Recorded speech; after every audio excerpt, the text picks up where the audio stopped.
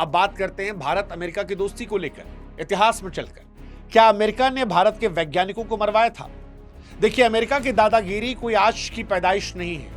अगर इतिहास के पन्नों को पलटे तो समझ में आता है कि अमेरिका ने कभी भी भारत को एक आजाद और ताकतवर मुल्क के रूप में स्वीकार नहीं किया। साल 1966 का साल भारत के लिए एक बड़ा रणनीतिक झटका था, जब भारत के महान वैज्ञानिक डॉक्टर होमी जहांगीर बाबा ने घोषणा की कि भारत मात्र 18 महीनों में परमाणु बम बना सकता है। लेकिन यह सपना अमेरिका की आंखों को चुभ रहा था। 24 जनवरी 1966 को डॉक्टर भाभा का विमान माउंट ब्लॉक की पहाड़ियों में रहस्यमयी तरीके से दुर्घटनाग्रस्त हुआ। पत्रकार ग्रेगरी डगलस ने CIA से जुड़े एक लेखक रॉबर्ट क्राउली के हवाले से चौंकाने वाले खुलासे किए थे, और वो स्पष्ट इशारा कर रहे थे कि विमान हादसा साजिश के तहत किया गया था। क्राउली के बयानों की माने तो अमेरिका डरा हुआ था। अगर भारत परमाणु शक्ति बन गया तो दक्षिण एशिया में अमेरिका की चौधराहट खत्म हो जाएगी। और ताज्जुब की बात देखिए, इससे ठीक 13 दिन पहले ताशकंद में हमारे देश के प्रधानमंत्री लाल बहादुर शास्त्री साहब की भी संदिग्ध अवस्था में मौत हुई थी। शास्त्री जी के शरीर पर नीले निशान थे, लेकिन फिर भी उनका पोस्टमार्टम नहीं हुआ। एक ही पखवाड़े में भारत ने अपने सबसे मजबूत राजनीतिक नेतृत्व और सबसे बड़ा वैज्ञानिक खो दिया था। कई जानकार इसे अमेरिका का ऑपरेशन क्लीन अप मानते हैं, ताकि भारत अपनी रक्षा के लिए हमेशा पश्चिम का मोहताज रहे।